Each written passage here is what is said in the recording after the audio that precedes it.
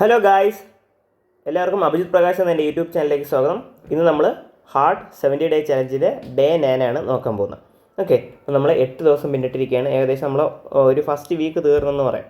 Okay, അപ്പോൾ അതോടെ തന്നെ നമ്മുടെ ജോഗ്രഫിയുടെ സിലബസും കംപ്ലീറ്റ് ആയിരിക്കുകയാണ്. പിന്നെ അതുപോലെ തന്നെ പാരലായിട്ട് നമ്മൾ വീക്കെൻഡ് ബേസ് ചെയ്തിട്ട് നമ്മൾ പോളിറ്റിയും എക്കോണമിയും കവർ ചെയ്യുക.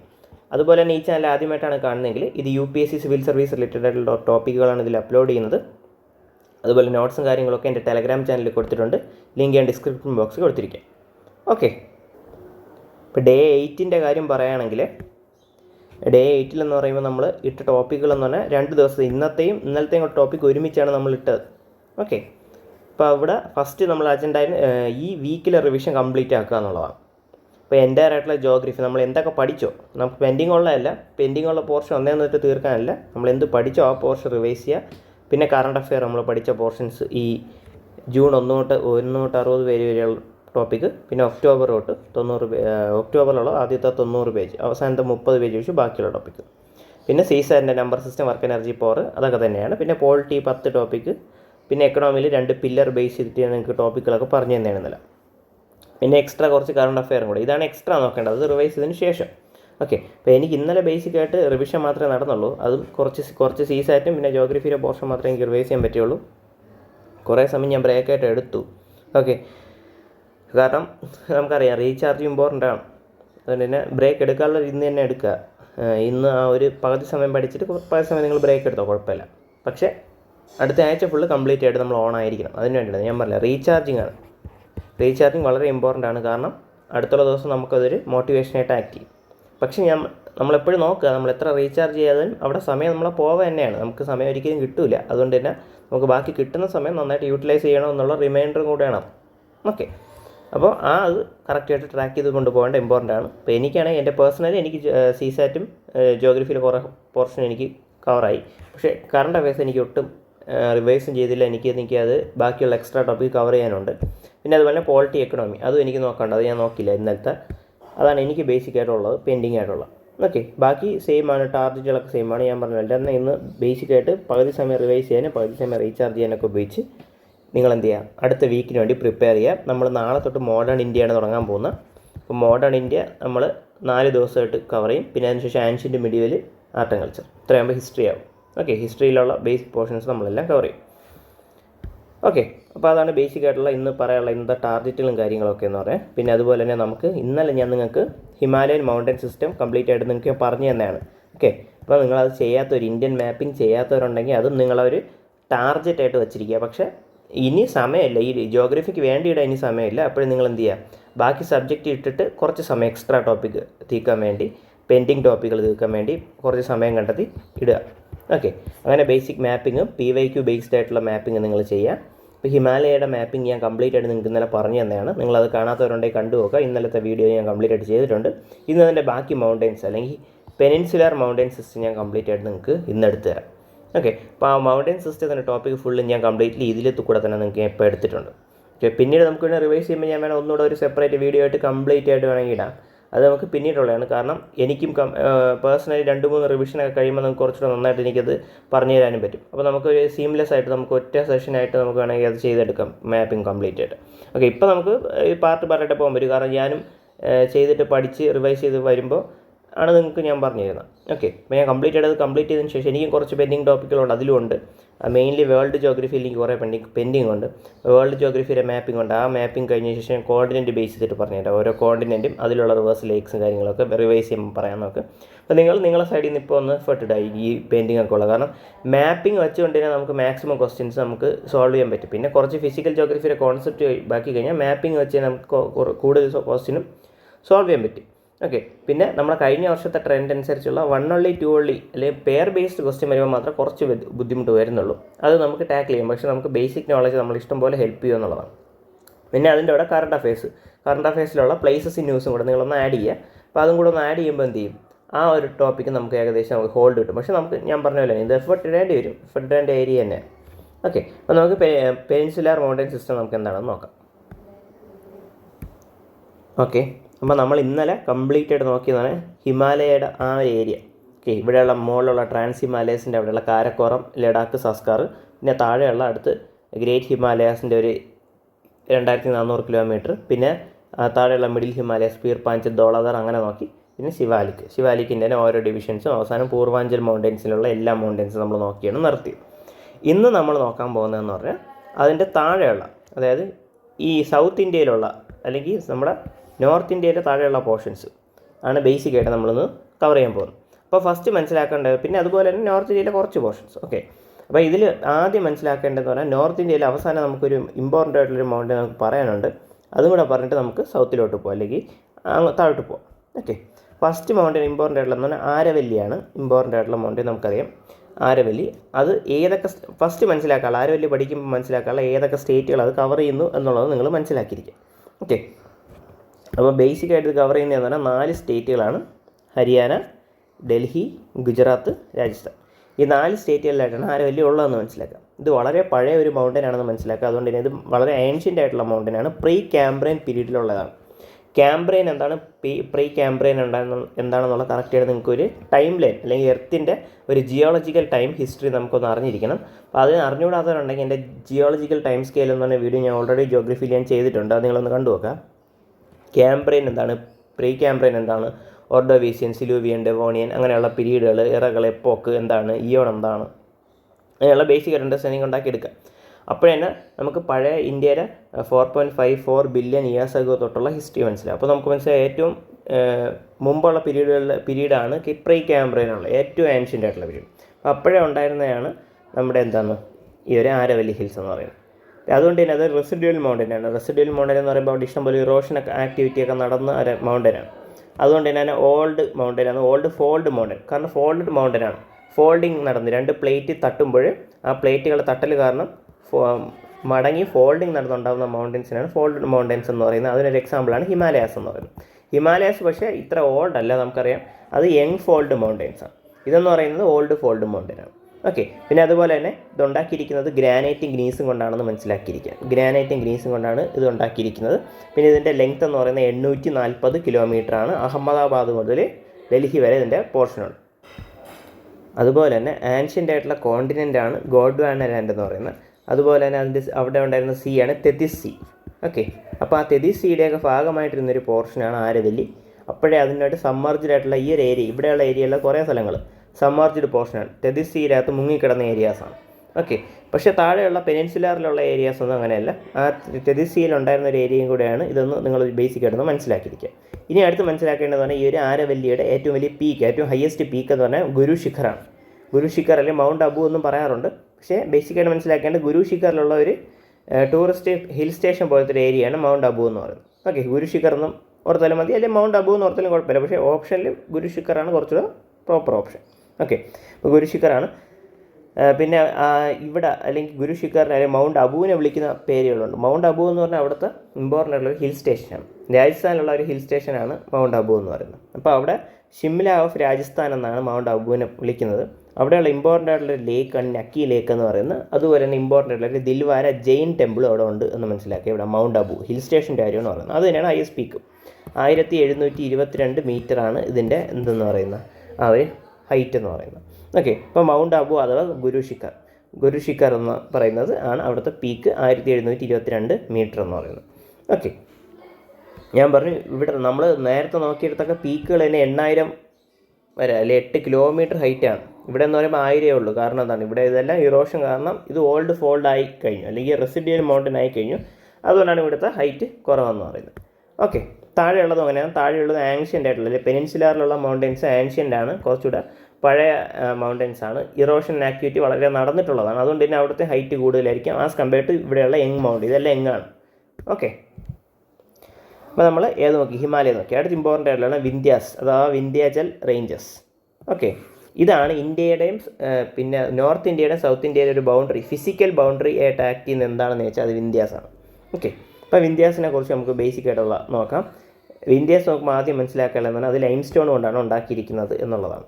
ഓക്കെ, അതുകൊണ്ട് തന്നെ സിമെൻറ്റ് ഇൻഡസ്ട്രിക്ക് വളരെ ഐഡിയൽ ആയിട്ടുള്ള ഒരു ലൊക്കേഷനാണ് നമ്മുടെ വിന്ധ്യാചൽ മൗണ്ടൻസ് എന്ന് പറയുന്നത്, അല്ലെങ്കിൽ വിന്ധ്യാസ് എന്ന് പറയുന്നത്. പിന്നെ അതൊരു ബ്ലോക്ക് മൗണ്ടനാണ്. അപ്പോൾ ബ്ലോക്ക് മൗണ്ടൻ എന്താണെന്ന് കറക്റ്റ് ബേസിക്കായിട്ട് മനസ്സിലാക്കിയിരിക്കുക. അതായത് ഇപ്പോൾ ഇതാണ് ഒരു പ്ലേറ്റ് എന്നുണ്ടെങ്കിൽ ഫോൾട്ട് വന്ന് അല്ലെങ്കിൽ പൊട്ടലുകൾ വന്നിട്ട് ഒരു പ്ലേറ്റ് മുകളിലോട്ട് അപ്ലിഫ്റ്റ് ചെയ്യും. ഇവിടെ 2 പ്ലേറ്റ് മുകളിലോട്ട് അപ്ലിഫ്റ്റ് ചെയ്യുമ്പോൾ ഈ അപ്ലിഫ്റ്റഡ് പോർഷൻ നമ്മൾ ഹോസ്റ്റ് എന്നും താഴ്ന്ന പോർഷൻ നമ്മൾ ഗ്രാബഡ് എന്നൊക്കെ വിളിക്കാറുണ്ട്. അപ്പോൾ ഇങ്ങനെയുള്ളൊരു ഫോർമേഷനെയാണ് നമ്മൾ ബ്ലോക്ക് മൗണ്ടൻ എന്ന് പറയുന്നത്. ഓക്കെ, രണ്ട് പൊങ്ങിയൊരു വശം രണ്ട് സൈഡിലായിട്ട് ഒരു പൊങ്ങും, പിന്നെ ഒരു താഴ്ന്ന ഭാഗവും കാണും. ഓക്കെ, അങ്ങനെ നിങ്ങൾ സങ്കല്പിക്കുക. അതിൽ ഈ ഒരു പോർഷനാണ് വിന്ധ്യാസ് എന്ന് സങ്കല്പിക്കുക. ഓക്കെ, പിന്നെ അതിൻ്റെ താഴെയുള്ള പോർഷൻ ഇത് സത്പുര എന്ന് സങ്കല്പിക്കുക. ഓക്കെ, ഇത് വിന്ധ്യാസ് സത്പുരാസ്. ഇതിൻ്റെ ഇടയ്ക്കുള്ള പോർഷൻ താഴ്ന്ന പോർഷൻ, അതിൻ്റെ അവിടെ കൂടെ നദികൾ ഒഴുകാൻ ചാൻസ് ഉണ്ട്. ഇങ്ങനെ ഒഴുകുന്ന ഒരു നദിയാണ് നർമ്മദ എന്ന് പറയുന്നത്, നർമ്മദ. പിന്നെ അതിൻ്റെ ഇപ്പുറത്തൂടെയും ഒരു ചെറിയൊരു താഴ്ന്ന പ്രദേശമുണ്ട്, അവിടെ കൂടെ ഒഴുകുന്ന നദിയാണ് താപ്പി അഥവാ താപ്തി എന്ന് പറയുന്നത്. ഓക്കെ, അപ്പോൾ ഇത്രയും ആ ഒരു ബേസിക് കോൺസെപ്റ്റ് നിങ്ങൾ ഈ ഒരു വിന്ധ്യാസ് സത്പുര ബേസ് ചെയ്തിട്ട് മനസ്സിലാക്കുക. അതൊരു ബ്ലോക്ക് മൗണ്ടനാണ് വിന്ധ്യാസ്. സത്പുരയും അപ്പം ബേസിക്കലി എന്തായിരിക്കും, ബ്ലോക്ക് മൗണ്ടൻ തന്നെ ആയിരിക്കും. അതുപോലെ തന്നെ അത് ജാർഖണ്ഡ് മുതൽ ഗുജറാത്ത് വരെയാണ്, അല്ലെങ്കിൽ ഗുജറാത്ത് മുതൽ ജാർഖണ്ഡ് വരെയാണ് ആ വിന്ധ്യാസ് സ്പ്രെഡ് ചെയ്ത് കിടക്കുന്നത് എന്നുള്ളൊരു ബേസിക് ഐഡിയ നിങ്ങൾ മനസ്സിലാക്കി വെച്ചിരിക്കുക. ഓക്കെ, അപ്പോൾ അതാണ് വിന്ധ്യാസുമായിട്ട് ബേസ് ചെയ്തിട്ട് പറയാനുള്ള. അടുത്ത് പറയാനുള്ള വിന്ധ്യാസിൻ്റെ രണ്ട് എക്സ്റ്റൻഷനെ കുറിച്ചാണ്. ഓക്കെ, അപ്പോൾ ഇത് വിന്ധ്യാസാണ്. വിന്ധ്യാസ് ഈസ്റ്റിലോട്ട് എക്സ്റ്റെൻഡ് ചെയ്യുന്ന പോർഷൻസ് ഉണ്ട്. ഒന്നിതും. ഓക്കെ, ആദ്യത്തെ താഴത്തെ പോർഷൻ എന്ന് പറഞ്ഞാൽ അതിൻ്റെ കുറച്ചുകൂടെ സ്ട്രെയിറ്റ് ആയിട്ട് വരുന്ന പോർഷനാണ് Rajmahal hills. Okay, Rajmahal hills ജാർഖണ്ഡാണ്, അതിൻ്റെ ഈസ്റ്റേൺ എക്സ്റ്റൻഷൻ തന്നെയാണ്. അതും അവിടെ അതിൻ്റെ അകത്ത് ഈ രാജ്മഹൽ ഹിൽസിൻ്റെ അകത്തൊരു ആൻഷ്യൻ്റ് ആയിട്ടുള്ള വൾക്കാനിക് റീജിയൻ ഉണ്ട്. അതിനെ സന്താൽ പർഗന എന്നാണ് പറയുന്നത്. ഓക്കെ, സന്താൽ പർഗന എന്നാണ് പറയുന്നത്. അത് നിങ്ങൾ കറക്റ്റായിട്ട് മനസ്സിലാക്കുക. സന്താൽ റെബല്യനുമായിട്ടൊക്കെ നമുക്ക് ഈ ഒരു ടേം സന്താൽ പർഗനെ കണക്ട് ചെയ്യും. അത് മോഡേൺ ഇന്ത്യയിലാണ് സന്താൽ റെബല്യനൊക്കെ.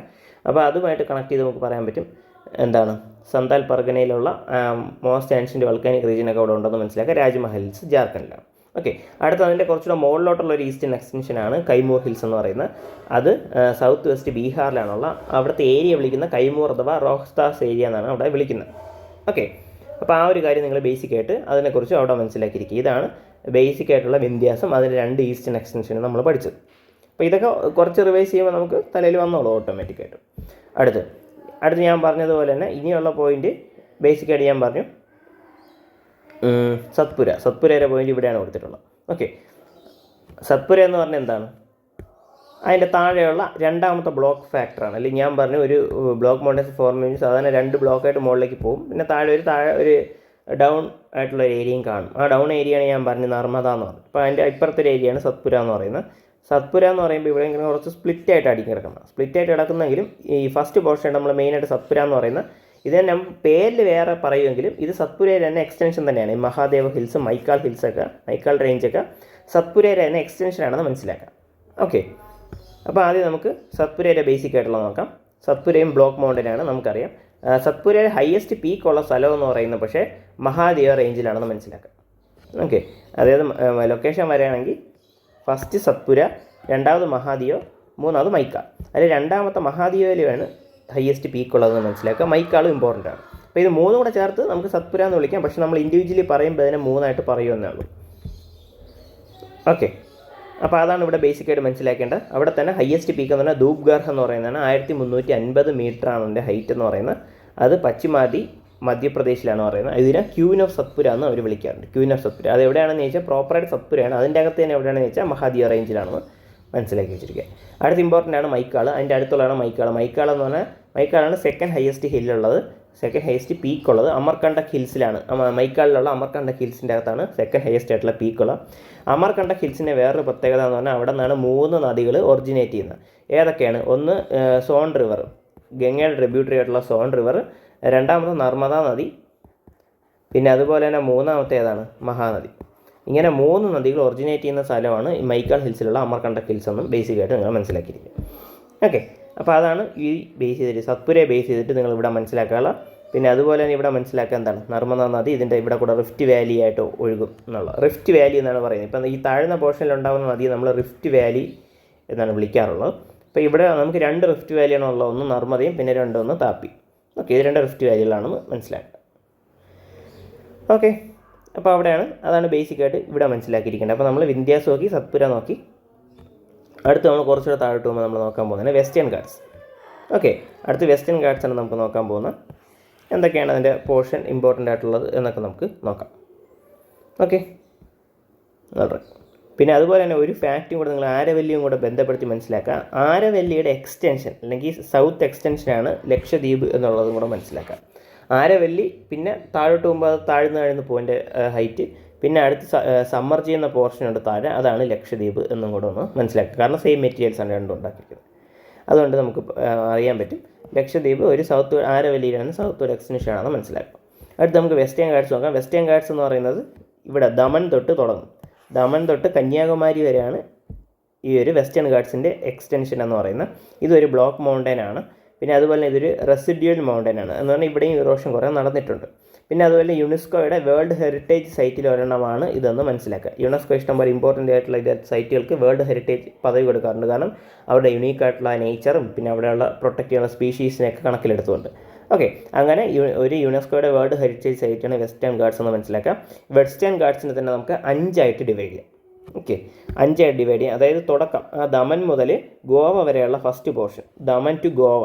ഓക്കെ, അത് മാക്സിമം പാർട്ടോടെ മഹാരാഷ്ട്രയിൽ വരും. അപ്പോൾ ആ പോർഷൻ നമുക്ക് സഹ്യാദ്രി എന്ന് വിളിക്കാം. രണ്ടാമത്തെ കേരള, കർണാടക, തമിഴ്നാട് പറഞ്ഞ ഒരു പോർഷൻ നീൽഗിരി എന്ന് വിളിക്കാം, നീൽഗിരി ഹിൽസ്. പിന്നെ അതിൻ്റെ താഴെ പളനി ഹിൽസ് ഉണ്ട്, തമിഴ്നാട് കൂടുതൽ വരുന്ന. പിന്നെ അതിൻ്റെ താഴെ അന്നമലൈ ഹിൽസ്, അത് തമിഴ്നാട് കേരളവും കൂടെ വന്ന ഒരു പോർഷൻ. പിന്നെ അതിൻ്റെ താഴെ കാർഡമം ഹിൽസ്, അവിടെ കേരളവും തമിഴ്നാടും കൂടെ ചേർന്നു. അങ്ങനെ 5 പാർട്ടായിട്ടാണ് ഇത് ബേസിക്കായിട്ട് ഡിവൈഡ് ആകുന്നത്. Okay, 5 part. അപ്പോൾ വെസ്റ്റേൺ ഗാട്സിൻ്റെ 5 ഡിവിഷൻ കറക്റ്റായിട്ട് പഠിക്കുക. ഫസ്റ്റത്തത് ദമൻ ടു ഗോവ. അപ്പോൾ അത് ഞാൻ കറക്റ്റായിട്ട് കാണിച്ചു തരാം ഓരോ പോർഷനും. ഇത് ദമൻ മുതൽ ഈ ഗോവ വരെയുള്ളതാണ് ഫസ്റ്റത്തത്. അടുത്ത് ബി എന്ന് പറയുമ്പോൾ ഇത്രയും വരും. ഓക്കെ, ബി പോർഷൻ എന്ന് പറയുമ്പോൾ ഇത്രയും വരും. ഇത്രയും കംപ്ലീറ്റ് ആയിട്ടാണ് എന്ത് പറയുന്നത് നമ്മൾ നീൽഗിരി എന്ന് പറയുന്നത്. ഓക്കെ, അടുത്ത തേർഡ് പളനി, അന്നമലൈ, കാർഡമം. അത് 3 താഴെ കുറച്ചുകൂടെ സൗത്താണ്. ഇതാണ് പളനി, ഇതാണ് അന്നമലൈ, ഇതാണ് കാർഡമം. ഓക്കെ, ഇത് കുറേ കൂടെ താഴെ ആയിരിക്കും. മറ്റേത് കുറച്ചുകൂടെ കണ്ടിന്യൂസ് ആയിട്ട് വന്നിട്ട് ഇത് കുറച്ച് താഴെയായിട്ട് കിടക്കുന്ന പോർഷനാണ് ബാക്കി 3. അപ്പോൾ ഇത്രയും കൂടെ ചേർത്താണ് നമ്മൾ വെസ്റ്റേൺ ഗാട്സ് എന്ന് വിളിക്കുന്നത്. നമുക്ക് ഓരോന്നായിട്ട് നോക്കാം. ആദ്യം ഒന്നാണ് സഹ്യാദ്രി. സഹ്യാദ്രി ഞാൻ പറഞ്ഞു ദമൻ ടു ഗോവയാണ് ഇതിൻ്റെ ഉള്ളത്. മാക്സിമം പോർഷൻ ഇവിടെ കവർ ചെയ്യുന്ന മഹാരാഷ്ട്രയിലാണ്. ഓക്കെ, മഹാരാഷ്ട്രയിലാണ് കവർ ചെയ്യുന്നതെന്ന് പറഞ്ഞാൽ ഇനി നമുക്ക് അതിൻ്റെ ഡീറ്റെയിൽസിൽ നോക്കാം. ഈ ഒരു സഹ്യാദ്രി ഹിൽസിലെ ഹയസ്റ്റ് പീക്ക് എവിടെയാണെന്ന് ചോദിച്ചാൽ കാൽസുബൈ. കാൽസുബൈ എന്ന് പറയുമ്പോൾ മഹാരാഷ്ട്രയിലാണ്. അവിടുത്തെ 1646 മീറ്ററാണ് അതിൻ്റെ ഹൈറ്റ് എന്ന് പറയുന്നത്. അവിടെയാണ് ഏറ്റവും ഇമ്പോർട്ടൻ്റ് ആയിട്ടുള്ള പീക്ക് എന്ന് പറയുന്നത്. പിന്നെ അടുത്ത് ഇമ്പോർട്ടൻ്റ് ആയിട്ടുള്ള എന്ന് പറഞ്ഞാൽ 2 പാസ്. ഓക്കെ, നമ്മൾ നേരെ കുറേ പാസ് മുകളിൽ നോക്കി, കാരക്കോരം പാസ്, അതുപോലത്തെ പാസസിനാണ് നോക്കി. നമുക്ക് ഈസി ഫ്ലോ അല്ലെങ്കിൽ നമുക്ക് 2 മൗണ്ടൻസിൻ്റെ അപ്പുറം ഇപ്പുറം പോകാൻ എളുപ്പമായിട്ടുള്ള 2 മാർഗ്ഗങ്ങളാണ് പാസ് എന്ന് പറയുന്നത്. ഓക്കെ, അപ്പോൾ അതിന് എന്താണ് കാരണം? എന്ത് ചെയ്യും, ആ നദികൾ ചിലപ്പോൾ എന്ത് ചെയ്യും, മുറിച്ച് കിടക്കും. അവിടെ കൂടെ ഒഴുകുന്ന നദികളായിരിക്കും കൂടുതലും മുറിച്ച് കിടക്കുന്നത് കൊണ്ട് നമുക്ക് എളുപ്പം പോകാൻ പറ്റും. അങ്ങനെ 2 പാസ് ഇവിടെ മഹാരാഷ്ട്രയിലുണ്ട്. അതായത് സഹ്യാദ്രി ഹിൽസ് ഉണ്ട്. അതിൽ ഒന്ന് താൽഘാട്ടും ഒന്ന് ബോർഘാട്ടും. താൽഘാട്ട്, ബോർഘാട്ട്, അങ്ങനെ 2 പാസ്സാണ് ബേസിക്കലി എവിടെ ഉള്ളത്, ഈ ഒരു മഹാരാഷ്ട്രയിലുള്ള. താൽഘാട്ട് എന്ന് പറഞ്ഞാൽ മുംബൈ നാസിക്കും, ബോർഘാട്ട് എന്ന് പറഞ്ഞാൽ മുംബൈ പൂനെ. ഇങ്ങനെ 2 പാസുകളും എവിടെയുണ്ട്, നമ്മുടെ സഹ്യാദ്രിയിലുണ്ട് എന്നുള്ളത് മനസ്സിലാക്കാം. ഓക്കെ, അതാണ് ഇവിടെയുള്ള ഫസ്റ്റ്. രണ്ടാമത്തെ തന്നെ നീൽഗിരി ഹിൽസാണ്. നീൽഗിരി കേരള, കർണാടക, തമിഴ്നാട്. ഇത് 3 എക്സ്റ്റെൻഡ് ചെയ്ത് കിടക്കുന്നു. ഇവിടുത്തെ പ്രത്യേകത എന്ന് പറഞ്ഞാൽ ഇവിടെ ഷോല വനങ്ങളുണ്ട്, ഷോല ഫോറസ്റ്റ്. ഷോല ഫോറസ്റ്റ് എന്ന് പറയുമ്പോൾ നമ്മുടെ ട്രോപ്പിക്കൽ ക്ലൈമറ്റ്, ട്രോപ്പിക്കൽ ഹ്യൂമിഡ് ആയിട്ടുള്ള ക്ലൈമറ്റ് ഉണ്ട്. പിന്നെ കുറച്ചുകൂടെ മുകളിൽ തണുത്തൊരു ക്ലൈമറ്റാണ് ടെമ്പറേറ്റ് ക്ലൈമറ്റ്. അപ്പോൾ 2 കൂടെ മിക്സ് ആയിട്ടുള്ളൊരു ക്ലൈമറ്റാണ് ഷോല ഫോറസ്റ്റിൽ നമുക്ക് കിട്ടുന്നത്. ഓക്കെ, പിന്നെ അതുപോലെ തന്നെ ബ്ലൂ മൗണ്ടെയിൻ എന്ന് പറയുന്ന എന്നാണ് ഇതിനെ വിളിക്കാറുള്ളത്. നീലഗിരിയെ വിളിക്കാറുള്ള ബ്ലൂ മൗണ്ടെയിൻ, നീലഗിരി, നീലപർവ്വതം, ബ്ലൂ മൗണ്ടെയിൻ എന്ന് വിളിക്കാൻ കാരണം നീലക്കുറിഞ്ഞിയാണ്. നീലക്കുറിഞ്ഞി 12 വർഷത്തിലൊരിക്കൽ പൂക്കുന്നത് കൊണ്ടാണ് ഇവിടെ നീലഗിരിയെ ബ്ലൂ മൗണ്ടെയിൻ എന്ന് വിളിക്കുന്നത്. പിന്നെ ഇവിടുത്തെ ഹയസ്റ്റ് പീക്ക് എന്ന് പറഞ്ഞാൽ ഡോഡാബെട്ടയാണ്. ഡോഡാബെട്ട എന്ന് പറയുന്നത് നീലഗിരിയിലെ ഹയസ്റ്റ് പീക്ക്. നമ്മൾ സഹ്യാദ്രി ഹയസ്റ്റ് പീക്ക് കാൽസുബൈ നോക്കി, ആരാവലിയിലെ ഹയസ്റ്റ് പീക്ക് നമ്മൾ ഗുരുശിഖർ അല്ലെ മൗണ്ട് അബു എന്ന് നോക്കി. അപ്പോൾ ഓരോരുത്തും ഹയസ്റ്റ് പീക്ക് ഏതെന്ന് കൂടെ മനസ്സിലാക്കാം. നമ്മൾ പിന്നീട് റിവിഷനായിട്ട് വേണമെങ്കിൽ അത് മാത്രം പീക്കുകൾ മാത്രമേ നോക്കാം. എന്നാലും ബേസിക് ആയിട്ടുള്ള ഒരു ഐഡിയ നിങ്ങൾക്ക് ഉണ്ടായിരിക്കും ഏതൊക്കെയാണ് ഹയസ്റ്റ് പീക്ക്, അല്ലെങ്കിൽ സത്പുരയിലെ ഹയസ്റ്റ് പീക്ക് ഏതാണ് ആലോചിച്ച് നോക്കാം. ധൂപ്ഗർക്ക് എവിടെയാണുള്ളത്. പിന്നെ അതുപോലെ തന്നെ ഈ വിന്ധ്യാസിലെ ഹയസ്റ്റ് പീക്ക് ഏതാണ്. അങ്ങനെ ഓരോന്നായിട്ട് ആലോചിച്ച് നിങ്ങൾ എൻ്റെ ആക്റ്റീവ് റീകോൾ ചെയ്ത് എടുക്കാം. ഓക്കെ, അപ്പോൾ ദോദബെട്ടയാണ് ഹയസ്റ്റ് പീക്ക്. പക്ഷേ സൗത്ത് ഇന്ത്യ കംപ്ലീറ്റ് ആയിട്ട് നോക്കുകയാണെങ്കിൽ സെക്കൻഡ് ഹയസ്റ്റ് പീക്കാണ്. ഫസ്റ്റ് ഹയസ്റ്റ് പീക്ക് ഉള്ളതെന്ന് പറഞ്ഞാൽ ആനമലൈ ഹിൽസിലാണ്. ആനമുടി പീക്കാണ് ഹയസ്റ്റ് പീക്ക്. അത് 2695 മീറ്ററാണ്. അതാണ് ഹയസ്റ്റ് പീക്ക്. ഓക്കെ, അപ്പോൾ അത് നിങ്ങൾക്ക് ഒന്ന് ബേസിക്കായിട്ട് മനസ്സിലാക്കിയിരിക്കുക. പിന്നെ നീലഗിരി ഹിൽസിൻ്റെ വേറെ ഇമ്പോർട്ടൻറ്റ് ഊട്ടിയുള്ള എവിടെയെന്ന് വെച്ചാൽ നീലഗിരി ഹിൽസിലാണ്. ഓക്കെ, ഊട്ടി നീലഗിരി ഹിൽസിലാണ്. പിന്നെ അതുപോലെ ഫസ്റ്റ് ബയോസ്ഫിയർ റിസർവ് ഉള്ളത് നീലഗിരിയിലാണ്. ഓക്കെ, ഫസ്റ്റ് ബയോസ്ഫിയർ റിസർവ് എവിടെയാണെന്ന് തുടങ്ങിയെന്ന് വെച്ച് കഴിഞ്ഞാൽ നീലഗിരിയിലാണ്. പിന്നെ അതുപോലെ തന്നെ ചായയുടെ പെർ ഹെക്ടർ, ഓരോ ഹെക്ടറായിട്ട് നമ്മൾ കമ്പയർ ചെയ്യുമ്പോൾ ഏറ്റവും കൂടുതൽ പെർ ഹെക്ടർ പ്രൊഡക്ഷൻ ഏറ്റവും കൂടുതലുള്ള ഏരിയ നീലഗിരിയിലാണ് എന്ന് മനസ്സിലാക്കാം. ഓക്കെ, പിന്നെ ഒരു ഫാക്റ്റും കൂടെ തന്നെ ബേസ് ചെയ്ത് പഠിക്കാനുണ്ട്. ടോഡ ട്രൈബ്. തോട എന്ന് പറയുന്നത് തമിഴ്നാട്ടിലുള്ള ട്രൈബാണ്, അവരുള്ള സ്ഥലമാണ് നീൽഗിരി എന്നുള്ളത്. തോട ട്രൈബിൻ്റെ പ്രത്യേകത അവർ പോളി ആൻഡ്രസ് ആയിട്ടുള്ള സൊസൈറ്റിയാണ്. പോളി ആൻഡ്രസ് എന്ന് പറയുമ്പോൾ ഒരു സ്ത്രീക്ക് കുറേ പുരുഷന്മാർ വരുന്ന ഒരു സിസ്റ്റമാണ് പോളി ആൻഡ്രി എന്ന് പറയുന്നത്. അപ്പോൾ അതേപോലത്തെ സിസ്റ്റം നിലനിൽക്കുന്ന ഒരു ട്രൈബാണ് തോട ട്രൈബ് എന്ന് പറയുന്നത്. ഓക്കെ, അപ്പോൾ അത് ബേസിക്കായിട്ട് മനസ്സിലാക്കി വെച്ചിരിക്കുക. അടുത്ത് നീൽഗിരി പഠിച്ചു. അടുത്ത് പളനി ഹിൽസ്. പളനി ഹിൽസ് എന്ന് പറഞ്ഞാൽ കൊടൈക്കനാലുമായിട്ട് ബന്ധപ്പെട്ട് ആണെന്ന് ആദ്യം മനസ്സിലാക്കുക. അതിൻ്റെ മാക്സിമം പോർഷൻ എവിടെയാണെന്ന് ചോദിച്ചാൽ അത് തമിഴ്നാടാണെന്ന് മനസ്സിലാക്കുക. ഇത്രയേ ഉള്ളൂ അതിൽ. പിന്നെ അടുത്തുള്ളതെന്ന് പറഞ്ഞാൽ എവിടെയാണ്? അന്നമലൈ ഹിൽസ്. ബേസിക്കായിട്ട് ഇത്ര മനസ്സിലാക്കിയത് കേരളയും തമിഴ്നാടുമാണ് അതിൽ ഇമ്പോർട്ടൻ്റ് ആയിട്ടുള്ള ഏരിയ. അവിടെയാണ് ഹയസ്റ്റ് പീക്കായിട്ട്, സൗത്ത് ഇന്ത്യയിലാണ് ഹയസ്റ്റ് പീക്കായിട്ടുള്ള ആനമുടി ഉള്ളത് എന്ന് മനസ്സിലാക്കണം. പിന്നെ അവസാനം കാർഡമം ഹിൽസ്. കേരളവും തമിഴ്നാടും ചേർന്നാണ് കിടക്കുന്നത്. ഇവിടെ കാർഡമം അല്ലെങ്കിൽ ഏലക്കയുടെ പ്രൊഡക്ഷനാണ് കൂടുതലുള്ളത്. ഇത് കന്യാകുമാരി വരെ എക്സ്റ്റെൻഡ് ചെയ്യുമെന്നുള്ളതാണ്. പിന്നെ അതുപോലെ ഈ ഏലക്കയുടെ ചെറിയ വെറൈറ്റി ഏലക്കയാണ് കൂടുതലുള്ളത്. ഓക്കെ, ഏലക്കയുടെ ചെറിയ വെറൈറ്റി, പിന്നെ ബാക്കി സ്പൈസസിൻ്റെ പ്രൊഡക്ഷനും ഉണ്ട്. പിന്നെ വലിയ വെറൈറ്റി ഒരു ഏലക്കയുണ്ട്, അതിൻ്റെ പ്രൊഡക്ഷൻ ഇന്ത്യയിലുണ്ട്, അത് സിക്കിമിലാണ് കൂടുതലുള്ളത് മനസ്സിലാക്കാം. ഓക്കെ, അപ്പോൾ ഇത്രയാണ് ഈ ഒരു വെസ്റ്റേൺ ഗാർഡ്സുമായിട്ട് ബന്ധപ്പെടുത്തി നിങ്ങൾ മനസ്സിലാക്കിയിരിക്കേണ്ട പോയിന്റുകൾ. അടുത്ത് ഈസ്റ്റേൺ ഗാർഡ്സാണ് വരുന്നത്. ഈസ്റ്റേൺ ഗാർഡ്സിൽ മനസ്സിലാക്കേണ്ടതെന്ന് പറഞ്ഞാൽ ബാക്കിയുള്ള പീക്കുകൾ. ഓക്കെ, അത് കുറച്ചുകൂടെ എന്താണ്, ഈ വെസ്റ്റേൺ ഗാർഡ്സ് എന്ന് പറഞ്ഞാൽ കുറച്ചുകൂടെ കണ്ടിന്യൂസ് ആണ്. ഇടയ്ക്കിടയ്ക്ക് 1-2 ഗ്യാപ്പുകൾ വരും, അവിടെയാണ് ഈ പാസസും റിവേഴ്സും ഒക്കെ വരുന്നത്. അല്ലാതെയുള്ള ബാക്കി പോർഷൻസൊക്കെ എല്ലാം കണ്ടിന്യൂസ് ആണ്. ഓക്കെ, പക്ഷേ ഈസ്റ്റേൺ ഗാർഡ്സ് എന്ന് പറഞ്ഞാൽ വളരെ ഡിസ്കണ്ടിന്യൂസ് ആണ്, ഇഷ്ടം പോലെ സ്പ്ലിറ്റ് ആയാണ് നടക്കുന്നത്. അപ്പോൾ അവിടുത്തെ ഓരോ പേരുകൾ നമുക്ക് ജസ്റ്റ് ഒന്ന് ബേസിക് ആയിട്ടുള്ള നോക്കേണ്ടി വരും. പിന്നെ ബേസിക് ആയിട്ടല്ല ഈസ്റ്റേൺ ഗാർഡ്സിന് നമ്മൾ ജനറലായിട്ട് പറയണേ അത് സുന്ദർബാൻ തൊട്ട് നീൽഗിരി വരെ സ്പ്രെഡ് ചെയ്യും. നീൽഗിരി എന്ന് പറഞ്ഞ പോയിന്റ് എന്ന് നമ്മൾ വെസ്റ്റേൺ ഗാർഡ്സിൽ പഠിച്ച പോയിന്റാണ്. ഈ സുന്ദർബാൻ എന്ന് പറഞ്ഞാൽ വെസ്റ്റ് ബംഗാളിലാണ്. വെസ്റ്റ് ബംഗാളിലുള്ള മാൻഗ്രൂവ്സ് ആണ് സുന്ദർബാൻ എന്നാണ്. സുന്ദർബാൻ ഡെൽറ്റയൊക്കെ നമ്മൾ പഠിച്ചിട്ടുള്ളതായിരിക്കും. അപ്പോൾ ആ വെസ്റ്റേൺ ഗാർഡ്സിലുള്ള സുന്ദർബാൻ മുതൽ നീൽഗിരി വരെയാണ് ഈ ഒരു ഈസ്റ്റേൺ ഗാർഡ്സിൻ്റെ എക്സ്റ്റൻഷൻ എന്ന് പറയുന്നത്. പിന്നെ അതുപോലെ തന്നെ അടുത്ത് മനസ്സിലാക്കിയിരിക്കുന്ന ഇമ്പോർട്ടൻറ്റ് പോയിന്റ് എന്ന് പറഞ്ഞാൽ ഈ നീൽഗിരിയാണ് ഈസ്റ്റേൺ ഗാർഡ്സും വെസ്റ്റേൺ ഗാർഡ്സും ചേരുന്ന ഏരിയയാണ് നീൽഗിരി എന്ന് പറയുന്നത്. ഇനി ഈസ്റ്റേൺ ഗാർഡ്സിലെ ഹയസ്റ്റ് പീക്ക് ഏതാണ്? അത് ആർമൻകോണ്ടയാണ് വെസ്റ്റേൺ ഗാർഡ്സിലെ ഈസ്റ്റേൺ ഗാർഡ്സിലെ ഹയസ്റ്റ് പീക്ക് എന്ന് പറയുന്നത്. അത് എവിടെയാണെന്ന് വെച്ചാൽ അത് ആന്ധ്രാപ്രദേശിലാണ്. 1680 മീറ്ററാണ് ആർമക്കൊണ്ട പീക്ക് ഉള്ളത്. അത് വിശാഖപട്ടണം പീക്കും എന്ന് ഇതിനറിയപ്പെടും. ഇത് ആന്ധ്രാപ്രദേശിലാണ്. അടുത്ത സെക്കൻഡ് ഹയസ്റ്റ് പീക്ക് ഏതെന്ന് ചോദിച്ചാൽ അത് മഹേന്ദ്രഗിരിയാണ് എന്ന് മനസ്സിലാക്കുക. മഹേന്ദ്രഗിരി ഒഡീഷയിലാണ്. ഓക്കെ, ഇത്രയാണ് ഇവിടെ ബേസിക്കലി നിങ്ങൾ ജനറലായിട്ട് ഈസ്റ്റേൺ ഗാർഡ്സുമായിട്ട് ബന്ധപ്പെടുത്തി മനസ്സിലാക്കേണ്ട. ഇനി ഓരോ ഹിൽസിൻ്റെയും പേര് നിങ്ങളൊന്ന് നോക്കി വെച്ചിരിക്കുക. അതായത് ഒഡീഷയിലുള്ള ഇമ്പോർട്ടൻറ്റ് ഹിൽസാണ് മലയഗിരി. ഓക്കെ, ഒഡീഷയിലുള്ള ഇമ്പോർട്ടൻറ്റ് ഹില്ലാണ് മലയഗിരി. ആന്ധ്രാപ്രദേശിലെ അടുത്തൊരു ഹില്ലാണ് നല്ലമല ഹിൽസ്. പിന്നെ അടുത്ത് തന്നെ ആന്ധ്രാപ്രദേശിലുള്ള വേറെ 2-3 ഹിൽസ് ഉണ്ട്, പാൽക്കൊണ്ട, വേലിക്കൊണ്ട. ഇതെല്ലാം കംപ്ലീറ്റ്ലി എവിടെയാണ്? ആന്ധ്രാപ്രദേശിലാണ്. പക്ഷേ ശേഷാചലം ഹിൽസ് എന്ന് പറഞ്ഞ ഹിൽസ് ഉണ്ട്, അത് ആന്ധ്രാപ്രദേശും തെലുങ്കാനയായിട്ട് ഷെയർ ചെയ്ത് കിടക്കുന്ന പോർഷനാണ്. ഓക്കെ, അടുത്ത് താഴെ കുറച്ച് ഏരിയയും കൂടെ ഈസ്റ്റേൺ ഗാർഡ്സിൻ്റെ ഏരിയ താഴെയുണ്ട്. അത് നോക്കുക, KLMN എന്ന് എഴുതിയിട്ടുണ്ട്. അത് കംപ്ലീറ്റ്ലി എവിടെയാണ്? തമിഴ്നാട് വരുന്ന ഏരിയയാണ്. അപ്പോൾ ഞാൻ മാപ്പിൽ കറക്റ്റായിട്ട് തമിഴ്നാട്ടിലോട്ട് ഇങ്ങനെ വിട്ടിട്ടുണ്ട്, പക്ഷേ നിങ്ങൾ മനസ്സിലാക്കിയത് എൻ്റയർലി തമിഴ്നാട് വരുന്ന ഏരിയ. അപ്പോൾ ഇത് ഏതൊക്കെയാണ് എന്ന് നമുക്ക് ജസ്റ്റ് ഒന്ന് നോക്കാം. ഓക്കെ, അത് K എന്ന് പറയുന്നത് ജാവടി ഹിൽസ്, പിന്നെ L എന്ന് പറയുമ്പോൾ ശിവറോയ് ഹിൽസ്, M എന്ന് പറയുമ്പോൾ പച്ച്മല ഹിൽസ്, N സിരുമല്ലി ഹിൽസ്. അങ്ങനെ 4 ഹിൽസ് തമിഴ്നാട്, കംപ്ലീറ്റ്ലി തമിഴ്നാടായിട്ട് ചേർത്ത് ഈസ്റ്റേൺ ഗാർഡ്സിൽ നമുക്ക് പഠിക്കാനുണ്ട്. അപ്പോൾ ഈ പേര് മാത്രം പഠിച്ചാൽ മതി. പിന്നെ ഏത് സ്റ്റേറ്റ് ആണെന്നും കൂടെ ഒന്ന് ഓർത്ത് വെച്ചിരുന്നത്. കാരണം നമ്മൾ ഓൾറെഡി ഇമ്പോർട്ടൻ്റ് ആയിട്ടുള്ള ഹില്ലൊക്കെ പഠിച്ചു, അതിൻ്റെ നമ്മളെ പീക്കും പഠിച്ചു. ഇത് ജസ്റ്റ് അവിടെ ഇങ്ങനെ ഈ ഒരു ഏരിയ ഉണ്ട്, അതിനിങ്ങനെ ഒരു പേര് നമ്മൾ ഇട്ടിട്ടുണ്ട് എന്നുള്ള പേര് വെച്ച് പഠിക്കുക. ഓക്കെ, ഇത് ഈസ്റ്റേൺ ഗാർഡ്സിൻ്റെ പാർട്ടാണെന്നും പഠിക്കുക. ഇത്രയാണ് ഇമ്പോർട്ടൻ്റ് ആയിട്ട് നമുക്ക് പഠിക്കാനുള്ളത്. ഇനി നമുക്ക് ചിതറിക്കിടക്കുന്ന 1-2 ഹിൽസും കൂടെ പഠിക്കാം. അത് മഹാരാഷ്ട്രയിലുള്ള ഒരു 3 ഹിൽസ്. ഓക്കെ, ഇവിടെയുള്ള ഈ താപ്പി നദിയുടെ അടുത്ത് കിടക്കുന്ന ഇവിടെ 3 ഹിൽസ് നമ്മളിവിടെ പഠിക്കേണ്ടത്. ഇത് 3 മഹാരാഷ്ട്രയാണ്. ലൊക്കേഷൻ നിങ്ങൾ കണ്ടെന്നിരിക്കുന്നത്. ഞാൻ അതിൻ്റെ പേരും കൂടി ജസ്റ്റ് ഒന്ന് പറഞ്ഞുതരാം. അതൊന്നെന്ന് പറഞ്ഞാൽ എന്താണ്? സത്മലക് ഹിൽസ്. 2 P എന്ന് പറയുന്നത് അത് ബാലാഘാട്ട് റേഞ്ച്. Q എന്ന് പറഞ്ഞാൽ രാജ ഹരീഷ് ചന്ദ്ര റേഞ്ച് എന്ന് പറയും. ഓക്കെ, ഇങ്ങനെ 3 കൂടെ മഹാരാഷ്ട്രയിൽ ചിതറി കിടക്കുന്ന 3 ഹിൽസ് ഉണ്ട്. ജസ്റ്റ് നിങ്ങൾ അതിൻ്റെ പേരൊന്ന് പഠിക്കുക. നിങ്ങൾ ഈ ക്വസ്റ്റ്യൻ ചോദിക്കുമ്പോൾ ഏത് സ്റ്റേറ്റുമായിട്ടാണ് ബന്ധപ്പെടുത്തിയെന്നും കൂടെ പഠിച്ചിരുന്നാൽ മതി. ഓക്കെ, ഇത് നമുക്ക് സത്യം പറഞ്ഞാൽ ഒരു ലെവലേ ആയിട്ടുള്ള മാപ്പിങ്ങില്ല. ഇനി നമുക്ക് പഠിക്കേണ്ട ഇമ്പോർട്ടൻ്റ് എന്ന് പറഞ്ഞാൽ ഇപ്പോൾ ഒരു നദി പോകണം. അപ്പോൾ നദി പോകുമ്പോൾ അവിടെ എവിടെയെങ്കിലും നാഷണൽ പാർക്കുണ്ട്. ഈ നദിയിൽ കൂടെ പോകുന്ന നാഷണൽ പാർക്കാണ് സത്യം പറഞ്ഞാൽ UPSC കൂടുതൽ ചോദിക്കാറുള്ളത്. അല്ലെങ്കിൽ ഇപ്പോൾ നദി ഒഴുകുന്നതിൻ്റെ കൂടെയുള്ള നാഷണൽ പാർക്കോ ബയോസ്ഫിയർ റിസർവോ, അല്ലെങ്കിൽ ഇപ്പോൾ ഏതെങ്കിലും ഇമ്പോർട്ടൻ്റ് ഉള്ള സിറ്റി ആ നദിയിൽ കൂടെ ഉണ്ടെങ്കിലോ, പിന്നെ അതുപോലെ ഏതെങ്കിലും ഇമ്പോർട്ടൻ്റ് ഹില്ലിൽ കൂടെ നാഷണൽ പാർക്കോ ഉണ്ടെങ്കിലോ, അല്ലെങ്കിൽ ആ നദിയിൽ ഇമ്പോർട്ടൻ്റ് ഉള്ള നദി പോകുന്നു, അങ്ങനെയുള്ള കുറേ പോയിന്റുകൾ എക്സ്ട്രാ പോയിൻറ്റേഴ്സായിട്ട് നമുക്ക് പഠിക്കണം. പക്ഷേ അതിന് കുറച്ചുകൂടെ നോളജ് എവിടെയൊക്കെയാണ് നാഷണൽ പാർക്കുള്ളത്, എവിടെയൊക്കെയാണ് ബയോസ്ഫിയർ റിസർവ് ഉള്ളതെന്നൊക്കെ വേണം. അത് കുറച്ചുകൂടെ പിന്നീടുള്ള നമ്മളെ എൻവയോൺമെൻറ്റ് മാപ്പിംഗ് ക്ലാസ് ഞാൻ പറ്റുമെങ്കിൽ ഇതേപോലെ എടുത്തു തരാം.